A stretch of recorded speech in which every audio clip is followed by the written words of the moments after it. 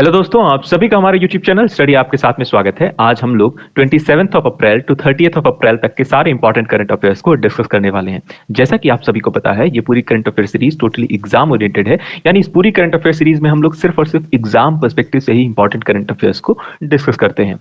इस पूरी current affair series में हम लोग मध्य प्रदेश, इंडिया और वर्ल्ड की सारी इंपॉर्टेंट न्यूज को कवर कर रहे हैं। इसके अलावा ये पूरी करंट अफेयर सीरीज आपको various competitive exams like state PSC, MP Patwari, SSC और रेलवे पुलिस एग्जाम या अदर कोई भी कॉम्पिटिटिव एग्जाम हो जिनमें करंट अफेयर्स एक महत्वपूर्ण सब्जेक्ट हो, या ऐसे एग्जाम जिनमें करंट अफेयर्स आता हो, ऐसे सभी एग्जाम्स में ये करंट अफेयर सीरीज आपके लिए बहुत ही ज्यादा हेल्पफुल होने वाली है। और अगर आपको इस पूरी वीडियो का पीडीएफ चाहिए तो स्टडी आपके साथ नाम के टेलीग्राम ग्रुप से ज्वाइन होकर वहां से आप पीडीएफ को आसानी से डाउनलोड कर सकते हैं, जिसकी लिंक आपको इस वीडियो के डिस्क्रिप्शन में भी मिल जाएगी। तो चलिए हम लोग अब बात करते हैं अपने टॉपिक की। टॉपिक में जाने से पहले अगर आपको ये पूरा सेशन और हमारा एफर्ट या हमारा प्रयास अच्छा लग रहा हो तो आप हमारे चैनल को सब्सक्राइब कर सकते हैं। इसके अलावा इस पूरी वीडियो को आप डिफरेंट सोशल मीडिया प्लेटफॉर्म्स जैसे फेसबुक, इंस्टाग्राम या व्हाट्सएप कहीं पर भी आप शेयर कर सकते हैं अपने दोस्तों के साथ जिनको इसकी जरूरत है। ठीक है, चलिए बात करते हैं हम लोग क्विक रिवीजन की। तो क्विक रिवीजन का हमने फर्स्ट टॉपिक क्या देखा था, तो हमने फर्स्ट लेक्चर देखा था क्विक रिवीजन का, वो है अरुण सिन्हा को अपॉइंट किया गया था नए चेयरमैन के रूप में। कहां पर, किस ऑर्गेनाइजेशन पे, तो एनटीआरओ के नए चेयरमैन बन गए थे कौन, अरुण सिन्हा को अपॉइंट किया गया है। ध्यान रखना है एनटीआरओ के बारे में। एनटीआरओ के बारे में हमने बहुत डिटेल में इंफॉर्मेशन कहां पर दी है, आपको प्रीवियस लेक्चर में दी है, तो हम लोग यहां पर सिर्फ और सिर्फ हेडिंग को यहां पर डिस्कस करेंगे। तो अरुण सिन्हा को अपॉइंट किया गया है as a new chairman of NTRO. इसके अलावा असम और अरुणाचल प्रदेश की सरकार ने 51 साल पुराने सीमा विवाद को खत्म करने के लिए समझौता किया, जिसमें मैंने आपको बताया था कि असम के मुख्यमंत्री, अरुणाचल प्रदेश के मुख्यमंत्री और गृह मंत्री अमित शाह जी मौजूद थे, जहां पर 51 साल पुराने सीमा विवाद यानी कि बॉर्डर डिस्प्यूट को लेकर एक विवाद चल रहा था बहुत टाइम से लोगों के बीच में, इन दोनों गांवों के लोगों के बीच में, जिसका समझौता किया है रिसेंटली किस किस प्रदेश ने, तो असम और अरुणाचल प्रदेश। इसके अलावा नेक्स्ट न्यूज हमने देखी थी कि इंडिया की रैंक 38th आई है किसमें, वर्ल्ड लॉजिस्टिक परफॉर्मेंस इंडेक्स में। लॉजिस्टिक परफॉर्मेंस इंडेक्स में इंडिया की रैंक क्या है, तो इंडिया की रैंक है 38th। सिंगापुर ने टॉप किया है, ऑलरेडी हमने ये वाली बात देख ली थी। लॉजिस्टिक परफॉर्मेंस इंडेक्स में हमने देखा था कि प्रीवियस से ग्रोथ की है किसने, इंडिया ने, यानी इंप्रूवमेंट की है किसने, इंडिया ने। तो ध्यान रखना है आपको, प्रीवियस ज्यादा था, अब क्या है, कम हो गया है, यानी कि अच्छी रैंक आई है, 38th रैंक मिली है किसे, इंडिया को। ध्यान रखना है लॉजिस्टिक परफॉर्मेंस इंडेक्स कौन जारी करता है, तो वर्ल्ड बैंक इसे जारी करती है। तो एज इट इज इंफॉर्मेशन आप यहां से ध्यान रखेंगे। इसके अलावा नेक्स्ट न्यूज क्या थी, तो नेक्स्ट न्यूज हमने देखी थी कि इंडिया ने लॉन्च किया है ऑपरेशन कावेरी, और बहुत ही अच्छा जवाब आप लोगों ने कमेंट सेक्शन में दिया। मुझे जानकर बड़ी खुशी हुई कि आप लोगों को चीजें पता है, और अगर आपको नहीं भी पता थी या फिर आपने सर्च करके भी दिया तो बहुत ही जबरदस्त जवाब दिया है। कई लोगों ने, 2 या 3 लोगों ने जिन्होंने भी जवाब दिया है, बहुत ही अच्छा जवाब दिया है। ऑपरेशन कावेरी से रिलेटेड प्रश्न नहीं था, फिर भी आपने बहुत अच्छा प्रयास किया। वो प्रयास क्या था कि इंडिया ने एक कैंपेन लॉन्च किया था अफगानिस्तान के खिलाफ। मैंने प्रश्न पूछा था अफगानिस्तान पे जो कैंपेन भेजा था या जो ऑपरेशन चलाया था, उस ऑपरेशन का नाम क्या था, तो ऑपरेशन देवी शक्ति। हमने ये वाली बात की थी, देवी शक्ति। ध्यान रखना है, इस पर्टिकुलर ऑपरेशन के थ्रू इंडियंस को इवैक्यूएट कराया गया था जब तालिबान का अफगानिस्तान पे रूल हो गया था। तो हमने देखा था उस समय पर जो ऑपरेशन चलाया गया था उसका नाम क्या था, ऑपरेशन देवी शक्ति। इसी तरह का कुछ ऑपरेशन चलाया गया था जब टर्की की बात करें, तो टर्की में जब अभी अर्थक्वेक आया था तब ऑपरेशन दोस्त चलाया गया था। तो इस तरह की चीजें आप ध्यान रखेंगे। ऑपरेशन दोस्त चलाया गया था टर्की में जब अर्थक्वेक आया। ठीक है, तो वहां पर भी राहत की चीजें पहुंचाई, इंडिया के द्वारा पहुंचाई गई। वैसे ही इंडिया ने रिसेंटली सूडान में फंसे लोगों की हेल्प की है ऑपरेशन कावेरी चलाकर, यानी कि यहाँ के लोगों को सूडान से इंडियंस को इवैक्यूएट कराया गया है। जितने भी इंडियन सिटीजन थे उनको या तो पड़ोसी देशों में या फिर इंडिया उन्हें लाया गया है। हमने इनका नाम भी देखा था, एयरप्लेन और नेवी के थ्रू लाया गया है उन्हें, तो उनके नाम भी हमने देखा था। तो आपको ध्यान रखनी है ये सारी चीजें। तो ये सारी चीजें अपने आप में बहुत इंपॉर्टेंट है, एज इट इज आप ध्यान रखेंगे। और मुझे बहुत ही अच्छा लगता है जब आप कमेंट सेक्शन में किसी भी प्रैक्टिस क्वेश्चन का जवाब देते हैं, तो जरूर दीजिए करिए। उससे आपका भी फायदा होगा और साथ ही साथ हमें भी लगता है कि आप हमसे किसी न किसी तरह से कनेक्टेड हो। ठीक है, चलिए बात करते हैं नेक्स्ट न्यूज हमने देखी थी जो कि अपने आप में बहुत इंपॉर्टेंट है। इंडिया की पहली वाटर मेट्रो चलाई गई है कहां, केरल के कोची डिस्ट्रिक्ट में। केरल के कोची डिस्ट्रिक्ट में इंडिया की पहली वाटर मेट्रो चलाई गई है। ये 12 कोस्टल रीजन को कवर करने वाली है वाटर मेट्रो। ध्यान रखना है आपको, इंडिया की पहली वाटर मेट्रो कहाँ चलाई गई? केरला, कोची डिस्ट्रिक्ट में। एज इट इज इंफॉर्मेशन आप ध्यान रखेंगे, बहुत इंपॉर्टेंट है। ठीक है, चलिए बात करते हैं आज के प्रैक्टिस क्वेश्चन की, यानी कि आज के करंट अफेयर्स के बारे में। हमारा आज का करंट अफेयर्स में सबसे इंपॉर्टेंट है वो है आयुष्मान भारत दिवस। अपने आप में बहुत इंपॉर्टेंट है। ये इंपॉर्टेंट क्यों है? क्योंकि क्योंकि ये जो आयुष्मान भारत दिवस या जो कैंपेन चलाया गया प्रधानमंत्री नरेंद्र मोदी जी के द्वारा आयुष्मान भारत योजना के रूप में, ये योजना बहुत हद तक सक्सेसफुल रही है। इसका बहुत जबरदस्त तरीके से इंप्लीमेंट किया गया है पूरे भारतवर्ष में, और पूरे भारतवर्ष के लोगों को इसका लाभ हुआ है। इस वजह से ये कैंपेन या ये जो शुरुआत या ये जो योजना चलाई थी प्रधानमंत्री नरेंद्र मोदी जी ने, वो सक्सेसफुल रही है। इस वजह से हर साल 30 अप्रैल को आयुष्मान भारत दिवस मनाया जाता है। ये कब से मनाया जा रहा है तो ये ध्यान रखना है आपको। आयुष्मान भारत दिवस 1 अप्रैल 2018 में आयुष्मान भारत योजना शुरू की गई थी, और ये तब से ही 30 अप्रैल को मनाया जा रहा है आयुष्मान भारत दिवस के रूप में। तो ध्यान रखना है आपको, 1 अप्रैल 2018 को आयुष्मान भारत योजना चलाई गई थी, या शुरुआत की गई थी आयुष्मान भारत योजना की, यानी कि फाइनेंशियल ईयर खत्म हुआ, उसके बाद जस्ट 2018 में ये योजना शुरुआत की गई, इस योजना की शुरुआत की गई। और ये अपने आप में बहुत ही जबरदस्त योजना है, जिसमें इसका उद्देश्य क्या है? सभी नागरिकों के लिए स्वास्थ्य सुविधाओं पर महत्व या जोर देना, बीपीएल परिवारों को तृतीयक और माध्यमिक चिकित्सा बीमा प्रदान करने की बहु प्रतीक्षित योजना की शुरुआत हुई थी। ध्यान रखना है, एज इट इज बहुत इंपॉर्टेंट है। तो यहां से 2 प्रश्न पूछे जा सकते हैं कि कब मनाया जाता है आयुष्मान भारत दिवस, तो 30 अप्रैल को मनाया जाता है। एज इट इज आप ध्यान रखेंगे अप्रैल। और इसकी शुरुआत कब की गई थी? तो इसकी शुरुआत की गई थी, आयुष्मान भारत योजना की शुरुआत की गई थी हेल्थ सेक्टर में, पर्टिकुलरली 1 अप्रैल 2018 को। तो 2018 को इसकी शुरुआत की गई। यह योजना स्वास्थ्य केंद्र में क्रांति लेकर आई है। मई 2021 से आयुष्मान जन आरोग्य योजना के तहत लगभग 1.84 करोड़ मरीजों का इलाज हो चुका है। चिकित्सा के क्षेत्र में पीएमजे योजना मुफ्त में इलाज कराने हेतु एक क्रांति लेकर आई है। अपने आप में बहुत इंपॉर्टेंट है। तो ये पूरी योजना भी हमने कवर कर ली, साथ ही साथ आयुष्मान भारत दिवस को भी सेलिब्रेट किया रिसेंटली। बहुत ही जबरदस्त इसका सेलिब्रेशन किया गया, क्योंकि इसका बहुत ही जबरदस्त तरीके से इसका इंप्लीमेंटेशन हुआ है, या आप ऐसे कहें कि ये पूरी योजना बहुत ही सक्सेसफुल रही है इस वजह से। ठीक है, तो अपने आप में जो चीजें इंपॉर्टेंट है वो सारी चीजें हमने यहाँ पर देख ली। तो क्या क्या चीजें हैं ध्यान रखना है आपको। आयुष्मान भारत दिवस कब मनाया जाता है? तो 30 अप्रैल को मनाया जाता है। चलिए बात करते हैं नेक्स्ट न्यूज की। नेक्स्ट न्यूज है, माना village of on India China border in UK's Chamoli district declared as India's first village by BRO। BRO क्या है?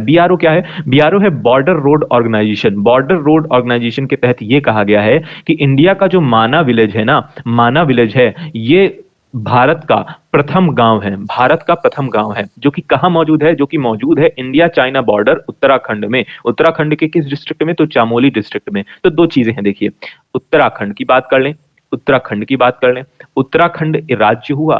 उत्तराखंड में एक डिस्ट्रिक्ट है चमोली करके डिस्ट्रिक्ट है। यहाँ का एक गांव है माड़ा। इंग्लिश में बोले तो क्या? माना। आप बोल रहे हो माना, ठीक है। तो माड़ा या माना, यह जो गांव है, माड़ा जो गांव है, ये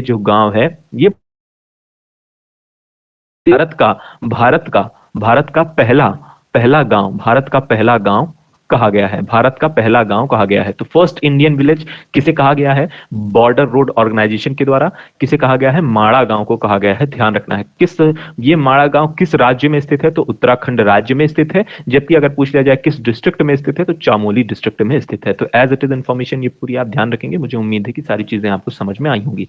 इसके अलावा और क्या इंपॉर्टेंट है? ये जो डिसीजन लिया गया है, ये डिसीजन किस पर्सपेक्टिव से लिया गया है? तो यह जो निर्णय है पीएम मोदी द्वारा देश के सभी सीमावर्ती गांवों को पहला गांव घोषित करने की पहल पर आधारित है, न कि आखिरी गांव, जैसा कि आमतौर पर इन्हें कहा जाता था। क्योंकि इन्हें अभी तक कहा जाता था कि यह आखिरी गांव है, इसलिए उसकी महत्ता समाप्त हो रही थी, या उसकी इंपॉर्टेंस समाप्त हो रही थी। इस वजह से प्रधानमंत्री नरेंद्र मोदी जी ने यह फैसला लिया है कि इन्हें अब यानी सीमावर्ती जितने गांव हैं उन्हें क्या कहा जाएगा? उन्हें कहा जाएगा पहला गांव। जैसा कि पहल हमने देखा, भारत का पहला गांव किसे कह दिया गया है? तो माड़ा गांव को कह दिया गया है। माड़ा गांव कहां स्थित है? तो उत्तराखंड के चमोली डिस्ट्रिक्ट में स्थित है, चमोली जिले में स्थित है। ठीक है, तो मुझे उम्मीद है कि सारी चीजें आपको समझ में आई होंगी। अगली लाइन लिखी है, माड़ा गांव हिमालय मंदिर बद्रीनाथ के पास स्थित है। मंदिर जाने वाले श्रद्धालु आमतौर पर दर्शन के लिए गांव तक जाते हैं। ठीक है, चलिए बात करते हैं नेक्स्ट न्यूज की। नेक्स्ट न्यूज अपने आप में बहुत इंपॉर्टेंट है, जैसा कि मैं आपको कई बार बताता हूं कि ऐसे प्रश्न ही अक्सर एग्जाम में देखने को मिलते हैं। ये प्रश्न किस किस एग्जाम के लिए इंपॉर्टेंट हो सकता है, तो मुझे ऐसा लगता है, मेरे ख्याल से बैंकिंग में ये बिल्कुल पूछा जा सकता है, यानी बैंकिंग के एग्जाम्स में ये बिल्कुल पूछा जा सकता है। इसके अलावा जितने भी एग्जाम हो रहे हैं वनडे जितने भी एग्जाम हो रहे हैं उन सभी एग्जाम के लिए इंपॉर्टेंट है। इसके अलावा एमपीपीएससी का ये फेवरेट क्वेश्चन बिल्कुल हो सकता है, ना सिर्फ एमपीपीएससी बल्कि यूपीपीसीएस का भी हो सकता है। ठीक है, इसके अलावा यूपीपीसीएस का भी हो सकता है, यूपीएससी का भी हो सकता है। तो ये क्वेश्चन अपने आप में बहुत इंपॉर्टेंट है। इंपॉर्टेंट क्यों है उसका बिल्कुल जनरल सा रीजन है।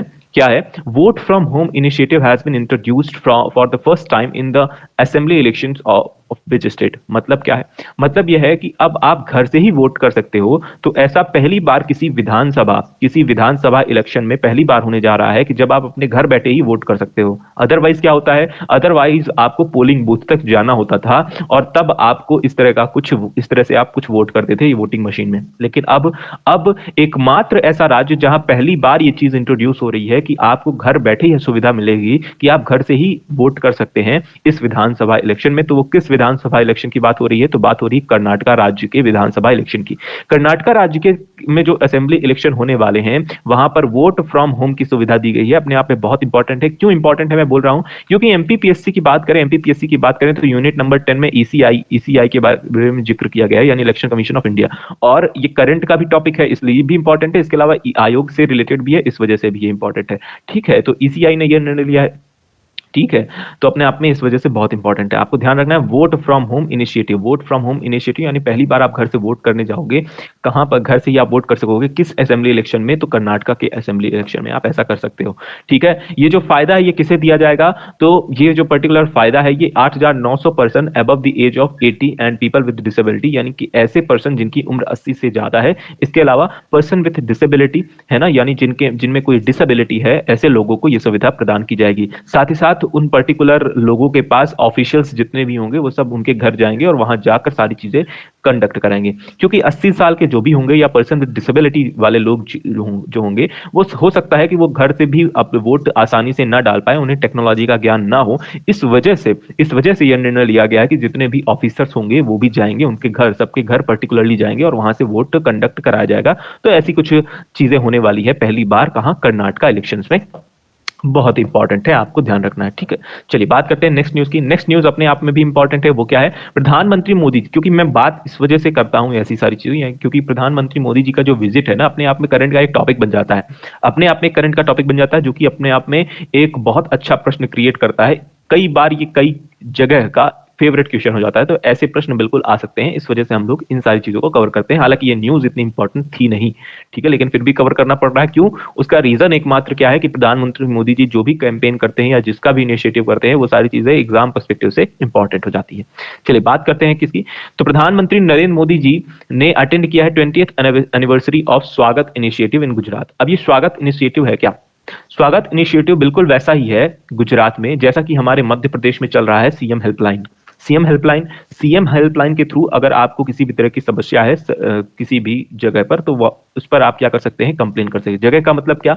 इसका मतलब यह है कि जैसे हमारे मध्य प्रदेश में किसी भी विभाग से रिलेटेड आपको किसी भी तरह की शिकायत दर्ज करानी है कि आपका काम नहीं हो रहा है या आप किसी तरह की समस्या से जूझ रहे हैं ऑफिशियल वाले वर्क में, है ना, या उन सारी चीजों को सॉर्ट आउट करने के लिए आपको क्या करना होता है? सीएम हेल्पलाइन में आप क्या करते हो? कंप्लेन करते हो। ठीक है, अपनी समस्या रखते हो कि हमारा ये काम नहीं हो रहा, सारी चीजें लॉजिकल है फिर भी नहीं हो रहा है, तब आप क्या करते हो?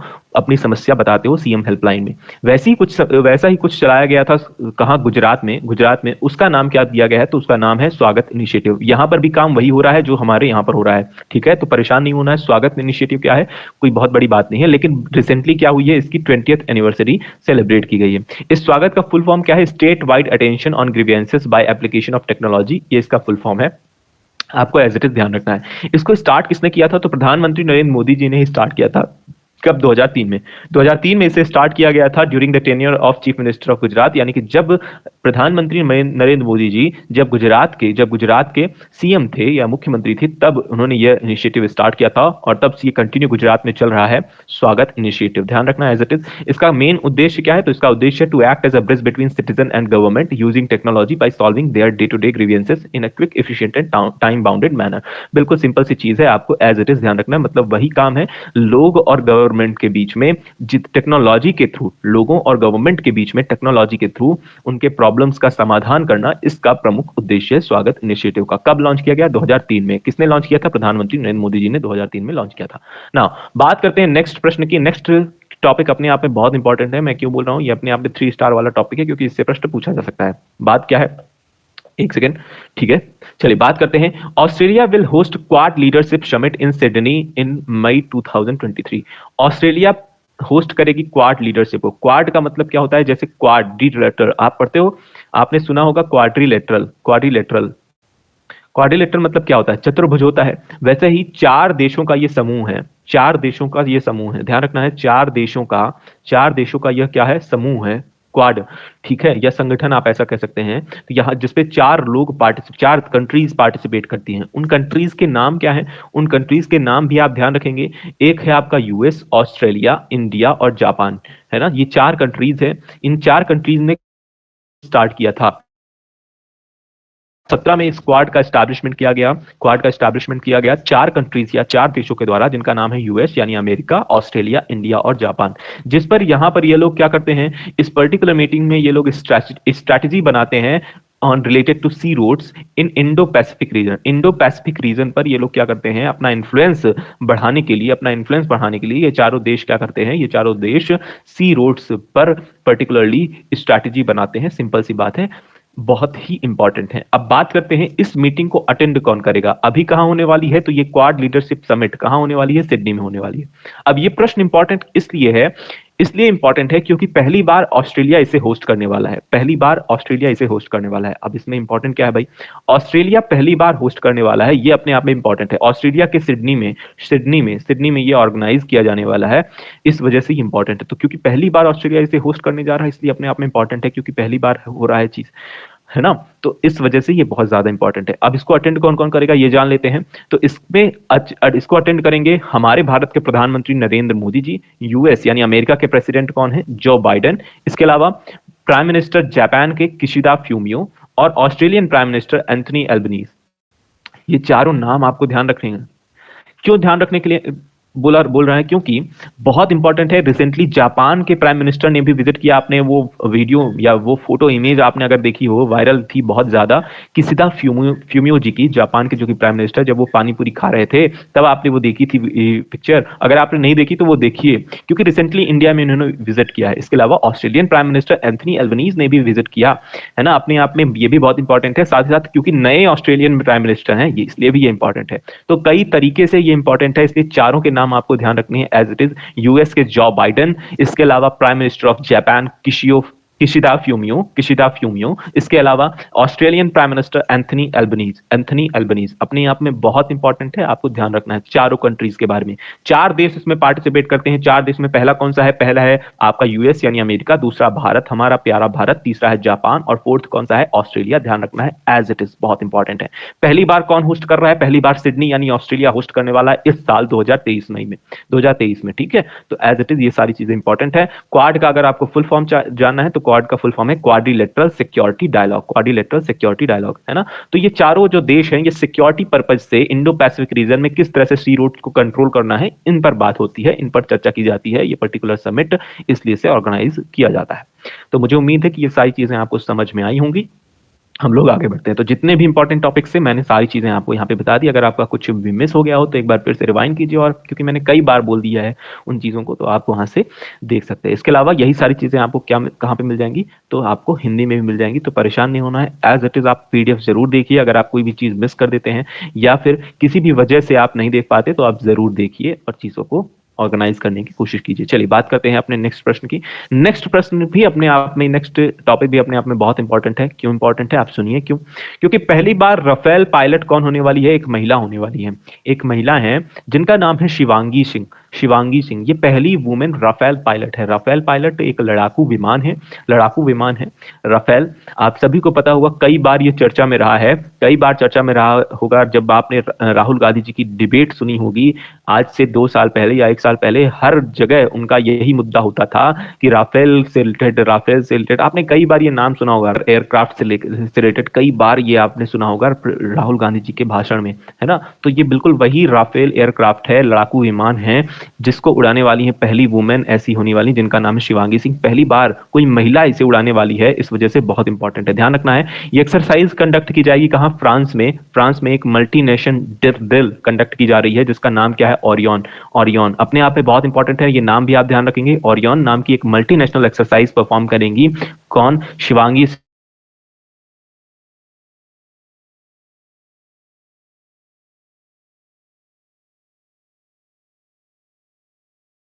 fighter jet is a part of Indian Air Force team that will take part in the multinational exercise held Orion held in France। तो फ्रांस में एक मल्टीनेशनल एक्सरसाइज कंडक्ट की जाने वाली है जिसका नाम है ओरियन।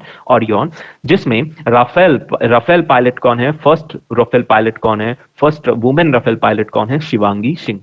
अपने आप पे बहुत इंपॉर्टेंट है। क्या है? She is the first women fighter pilot of the Rafale squadron and is all set to create history by flying the multi-role air dominance aircraft. Prior to flying Rafale, Shivangi had also flown MiG-21 Bison aircraft। तो ये भी अपने आप में बहुत important है। इसके पहले इन्होंने MiG-21 को उड़ाया है। आप सोच रहे हो, देख रहे हैं कहां पहुंच रही हैं लड़कियां, कहां पहुंच रही हैं आज की बेटियां।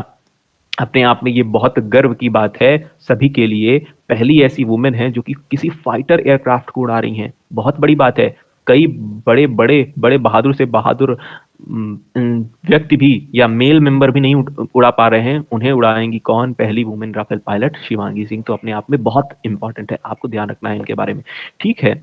चलिए बात करते हैं अपनी नेक्स्ट न्यूज की। नेक्स्ट न्यूज है हमारी, ministry of finance approves Navratna status to Rail Vikas Nigam. आपको मैंने बताया था नवरत्न स्टेटस के बारे में, याद हो आपको? अगर आप हमसे लगातार जुड़े हुए हैं तो आपको मैंने बताया था नवरत्न टोटल कितनी कंपनीज हैं। तो अभी तक मैंने आपको नवरत्न टोटल, अगर आप मुझसे जुड़े हुए हैं तो आपको याद होगा नवरत्न टोटल 12 कंपनीज हैं। लेकिन क्योंकि एक और कंपनी जुड़ गई है, नवरत्न का स्टेटस उसे प्राप्त हो गया है, इस वजह से अब टोटल नवरत्न कंपनीज कितनी हो गई हैं? 13। तो ध्यान रखना है, नवरत्न स्टेटस प्राप्त करने वाली ये 13वीं कंपनी है जिसका नाम है रेल विकास निगम या Rail Vikas Nigam limited. As it is बहुत इंपॉर्टेंट है। अप्रूव किसने किया है? मिनिस्ट्री ऑफ फाइनेंस ने इसे अप्रूव किया। इंपॉर्टेंट क्यों है? आपको लग रहा होगा ये हवा में फेंक रहा है, इंपॉर्टेंट नहीं है। इंपॉर्टेंट बिल्कुल है, क्योंकि एमपीपीएससी में आपको लगातार 2019-20 में आपको लगातार 2 बार, शायद 20-21 की बात हो रही है, 19 को हटा देते हैं, 20-21 के लगातार पेपर में ये प्रश्न आया हुआ है, ठीक है। तो इसलिए ये बहुत इंपॉर्टेंट है ना। तो लगातार नवरत्न या महारत्न कंपनी से रिलेटेड प्रश्न 2 बार लगातार आया हुआ है, इस वजह से ये बहुत इंपॉर्टेंट है। एज इट इज आप ध्यान रखेंगे। कौन सा ईयर? तो इस साल का ईयर आपको तो पता ही है, 2023 में। तो 2023 में रेल विकास निगम को नया नवरत्न दर्जा मिला है इस कंपनी को। तो एज इट इज इन्फॉर्मेशन आप ध्यान रखेंगे। यही सारी इन्फॉर्मेशन आपको यहाँ पर भी मिल जाएंगी, ठीक है। तो इस तरह से चीजें आप ध्यान रखेंगे। चलिए बात करते हैं मिनी रत्न। इसके पहले ये मिनी रत्न का स्टेटस, इसे दर्जा प्राप्त था, लेकिन अब इसे एक नया दर्जा प्राप्त हुआ है नवरत्न स्टेटस का। ये अपने क्षेत्र में 13वीं नंबर की नवरत्न कंपनी है, ठीक है। चलिए बात करें नेक्स्ट टॉपिक की, नेक्स्ट प्रश्न की। इसके बारे में भी मैंने, इस प्रश्न के बारे में भी बहुत इंपॉर्टेंट है, मैंने कई बार मैंने आपको बता दिया है। इंडिया की फर्स्ट सोलर सिटी कौन सी है? तो इंडिया की फर्स्ट सोलर सिटी आपको एज इट इज आपकी जुबान पर होना चाहिए, सांची है। सांची आपने सुना होगा, सांची स्तूपा जिसे किसने बनवाया था? जिसे बनवाया था सम्राट अशोक ने बनवाया था। ये जो सांची है ये कहाँ स्थित है? तो ये रायसेन जिले में स्थित है, मध्य प्रदेश के रायसेन जिले में स्थित है। आपको एज इट इज ध्यान रखना है। तो इंडिया की पहली सोलर सिटी अब पूरी तरह से बनकर तैयार है, ये बनने वाली है, पूरे भारत की, ना सिर्फ हमारे मध्य प्रदेश की बल्कि पूरे भारत की पहली सोलर सिटी कौन सी होने वाली है? सांची। एज इट इज आप ध्यान रखेंगे, प्रश्न बिल्कुल पूछा जा सकता है, बहुत इंपॉर्टेंट है। किस जिले में स्थित है? तो रायसेन। सांची स्तूपा है, आपको पता है यहाँ पर जिसे किसने बनवाया था? अशोक ने बनवाया था। इसके अलावा मैंने आपको बताया था मोढेरा, जो गुजरात, ऑलरेडी हमने कवर किया हुआ है। मोढेरा गुजरात राज्य का जो मोढेरा गांव है वो इंडिया का पहला सोलर पावर्ड विलेज है, पहला इंडिया का सोलर पावर विलेज है। यानी कि उस पूरे गांव में जितना भी बिजली, जितने लोग भी बिजली का उपयोग कर रहे हैं या उपभोग कर रहे हैं, वो सारे लोग सोलर पावर्ड के थ्रू कर रहे हैं, यानी कि सोलर पैनल के थ्रू बिजली का उपभोग कर रहे हैं। यानी उनके घरों में जो बिजली आ रही है वो सोलर पैनल के थ्रू आ रही है। इस वजह से बहुत इंपॉर्टेंट है। इसकी वजह से वहां का जो बिल है वो भी कम हो गया है, साथ ही साथ जो सोर्स ऑफ इनकम है वो भी बढ़ रही है। ठीक है, तो आपको एज इट इज ये सारी इंफॉर्मेशन ध्यान रखनी है। अब इसके बारे में हमने कुछ चीजें यहाँ पर लिख भी दी हैं, तो उनको भी पढ़ लेते हैं थोड़ा सा, एक second. Sanchi is the world heritage site, जो कि अपने आप में बहुत इंपॉर्टेंट है, एक वर्ल्ड हेरिटेज साइट है मध्य प्रदेश की। Is all set to become India's first solar city, ये बिल्कुल इंडिया की पहली सोलर सिटी बनने वाली है। ये कहाँ लोकेट करती है? तो Raisen district of Madhya Pradesh, already हमने बता दिया। इट लाइज, ये कहाँ लाइज करती है? यह upland plateau region just west of the Betwa river, Betwa के जस्ट पश्चिम में ये पर्टिकुलर सिटी लाइज करती है, यानी कि यहाँ पर नगर बसा हुआ है। इसके अलावा सांची एक रिलीजियस प्लेस है with historical and archaeological significance, यानी कि इसका सिग्निफिकेंस हिस्टोरिकल भी है और आर्कियोलॉजिकल भी है।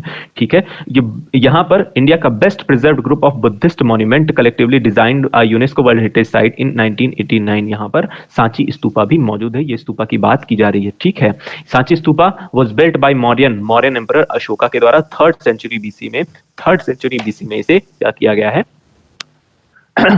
इसका निर्माण किया गया है अशोका के द्वारा। नाउ नेक्स्ट न्यूज क्या है? नेक्स्ट न्यूज है प्रधानमंत्री नरेंद्र मोदी जी ने इनॉग्रेट किया है one earth one health advantage health care India 2023 conference. Narendra Modi ji ने रिसेंटली इनॉग्रेशन किया है वन अर्थ वन हेल्थ का। वन अर्थ वन यानी एक पृथ्वी एक स्वास्थ्य होना चाहिए। ठीक है, तो इसकी कॉन्फ्रेंस रिसेंटली की गई है। कहां पर? एक वीडियो कॉन्फ्रेंसिंग के थ्रू इसको अटेंड किया गया था प्रधानमंत्री नरेंद्र मोदी जी के द्वारा। कहां? नई दिल्ली में। अपने आप में ये एक न्यूज है जिसमें बहुत सारे अक्रॉस द वर्ल्ड लोगों ने, डेलीगेट्स ने इसे अटेंड किया है। वेस्ट एशिया के डेलीगेट्स, सार्क, एशियन और अफ्रीकन रीजन के जितने डेलीगेट्स थे उन्होंने सब इस कॉन्फ्रेंस को अटेंड किया है। अपने आप में बहुत इंपॉर्टेंट है, जिसमें प्रधानमंत्री नरेंद्र मोदी जी ने कहा है कि country has the world largest government funded health insurance coverage scheme, यानी कि हमारे देश में हमारा देश ऐसा है जो कि विश्व भर में सबसे बड़ी सरकार, जिसने विश्व भर की सबसे बड़ी सरकार जिसने हेल्थ इंश्योरेंस कवरेज में सबसे ज्यादा पैसा दिया है या सबसे ज्यादा फंड किया है। अपने आप में ये इस वजह से इंपॉर्टेंट है, जिसकी वजह से आयुष्मान भारत कैंपेन लॉन्च किया गया और आयुष्मान भारत कैंपेन के तहत 500 मिलियन लोगों को फ्री मेडिकल ट्रीटमेंट सर्व किया गया है, ओवर 40 मिलियन पीपल। ठीक है, तो 500 मिलियन में से 40 मिलियन पीपल को already free medical treatment cover दिया जा चुका है। तो अपने आप में ये सारी बातें कही गई हैं अपने आप में, जो कि इंपॉर्टेंट है, आप ध्यान रख सकते हैं। चलिए बात करते हैं, यही सारी चीजें आपको हिंदी में मिल जाएंगी। बात करते हैं अपने नेक्स्ट टॉपिक है हमारा प्रेट इनिशिएटिव। ये भी अपने आप में बहुत इंपॉर्टेंट है। प्रेट का फुल फॉर्म क्या है? तो preparedness and resilience to emerging threat initiative. इसका मतलब क्या है? जिस तरह से हमारे डब्ल्यूएचओ यानी कि विश्व स्वास्थ्य संगठन, अब डब्ल्यूएचओ का हेडक्वार्टर कहाँ है? तो ध्यान रखना है आपको, जेनेवा स्विट्जरलैंड में है। तो मुझे सबसे पहले यही याद आता है। वो इसलिए याद आता है, इसका मेन रीजन क्यों है? क्योंकि एमपीपीएससी का ये फेवरेट क्वेश्चन हो चुका है। क्या? डब्ल्यूएचओ, यूनेस्को, ठीक है, सार्क या आप कहें WTO, ये जितने भी ऑर्गेनाइजेशन है इस तरह के, इनके हेडक्वार्टर्स वो जरूर पूछता है। तो अपने आप में ये आप ध्यान रखेंगे तो ये कवर करके जाएंगे आप। WHO वर्ल्ड हेल्थ ऑर्गेनाइजेशन ने एक इनिशिएटिव लॉन्च किया है, एक कैंपेन लॉन्च किया है जिसका नाम क्या है? PRET initiative. इसका मेन रीजन क्या है? प्रेट इनिशिएटिव का फुल फॉर्म मैंने आपको जैसा कि बता दिया, preparedness and resilience to emerging threat, यानी जितने भी इमर्जिंग थ्रेट्स आने वाले हैं उसके लिए पहले से आपको प्रिपेयर रहना है। इमर्जिंग थ्रेट्स क्या? इमर्जिंग थ्रेट यानी कि जैसे कि आ गया आपका कोविड-19 बिल्कुल अचानक से आया, जिससे कई सारे देश अफेक्ट हुए, पूरा विश्व अफेक्ट हुआ। इस तरह के जितनी भी बीमारियां पैंडेमिक होने वाली हैं, है ना, जितने भी फ्यूचर में आने वाली हैं, उनके लिए पहले से तैयारी आप करके रखें, पहले से आप तैयारी रख सकें। इस वजह से ये कैंपेन या एक इनिशिएटिव WHO यानी विश्व स्वास्थ्य संगठन के द्वारा लिया गया है। आपको ये ध्यान रखना है। ठीक है, तो यही सारी चीजें यहाँ पे दी गई है। क्या? Preparedness and resilience for emerging threat initiative is aimed, इसका मेन एम क्या है? Is to provide guidance on integrated planning for responding to any respiratory pathogen such as influenza और कोरोना वायरस, जितने भी रेस्पिरेटरी पैथोजेंस जैसे कि influenza या फिर कोरोना वायरस जैसे जितनी बीमारियां आगे आने वाली हैं या हो सकती हैं वायरस के थ्रू, इन सभी बीमारियों को सक्सेसफुल टैकल करने के लिए ये इनिशिएटिव चलाया गया है, जिसमें हम लोग क्या करेंगे या डब्ल्यूएचओ क्या करेगा, गाइडलाइंस के साथ साथ कुछ गाइडेंस प्रदान करेगा डिफरेंट डिफरेंट कंट्रीज को, जहां पर वो इनसे निपटने की तैयारी पहले से ही कर सकें। इस वजह से उसकी तरीके से रिस्पॉन्ड करें या अपनी योजना को इन चीजों को ध्यान में रखकर बनाएं। इस वजह से यह इनिशिएटिव लॉन्च किया गया है, अपने आप में बहुत इंपॉर्टेंट है, आप ध्यान रखेंगे। इसके अलावा प्रेट इनिशिएटिव के अलावा जैसा कि मैंने आपको बताया, इसका हेडक्वार्टर जरूर आप ध्यान रखें अपने आप में, जो कि बहुत इंपॉर्टेंट है। कहाँ है इसका हेडक्वार्टर? जेनेवा स्विट्जरलैंड में है। ठीक है, चलिए बात करते हैं, यही सारी चीजें आपको हिंदी में मिल जाएंगी। बात करते हैं नेक्स्ट न्यूज की। नेक्स्ट न्यूज है हमारी, इंडिया की फर्स्ट केबल स्टेड ब्रिज अंजी खड़ रेडी होने वाली है मई 2023 में। अंजी नाम की एक केबल ब्रिज है, एक अंजी नाम की एक केबल ब्रिज है। केबल ब्रिज का मतलब क्या, अब आपको नहीं समझ में आ रहा होगा। तो केबल ब्रिज मतलब जो इमेज में आपको दिख रही है ना, ब्रिज यानी कि वायर के थ्रू केबल, ये केबल यानी वायर, इस तरह के वायर लगे होते हैं ब्रिज में, तो इनके थ्रू एक ब्रिज तैयार किया गया है, एक पुल तैयार किया गया है, जिसका नाम क्या है? अंजी ब्रिज रिसेंटली तैयार होने वाला है, कब? मई 2023 में। कहां होगा? तो ये जो अंजी ब्रिज है ये कहां स्थित है? तो ये स्थित है आपका जम्मू एंड कश्मीर में, कटरा बनिहाल सेक्शन में। जम्मू एंड कश्मीर के कटरा बनिहाल सेक्शन में ये मौजूद है, एज इट इज आपको ध्यान रखना है। इसकी टोटल लेंथ आप ध्यान रखेंगे, टोटल लेंथ कितनी है? 725 मीटर। तो अंजी ब्रिज कहाँ है? जम्मू कश्मीर के कहां? तो कटरा बनिहाल सेक्शन में ये स्थित है, या ये बनने वाला है, इस रास्ते में बनने वाला है। इसकी टोटल लेंथ क्या है ब्रिज की? तो ब्रिज की टोटल लेंथ है 725 मीटर। इसके अलावा इसका मेन एम क्या है? इसका उद्देश्य है to connect the Jammu and Kashmir to rest of the country with all weather rail connectivity. सभी रेल कनेक्टिविटी से इसे जोड़ना इसका मेन उद्देश्य है ना। किसी भी सीजन में, प्रत्येक सीजन में इसे रेल कनेक्टिविटी से जोड़ना इसका प्रमुख उद्देश्य है। इसके अलावा एक the asymmetrical cable stayed bridge crosses the deep gorge of Anji river, a tributary of Chenab. तो अंजी क्या है? चेनाब की एक ट्रिब्यूटरी है, आपको ये वाली बात भी ध्यान रखना है। तो चेनाब की एक ट्रिब्यूटरी कौन सी है? अंजी रिवर। उसी के ऊपर ये अंजी रिवर यानी अंजी रिवर के ऊपर ही एक ब्रिज बनाया गया है, जिसका नाम क्या है? अंजी ब्रिज।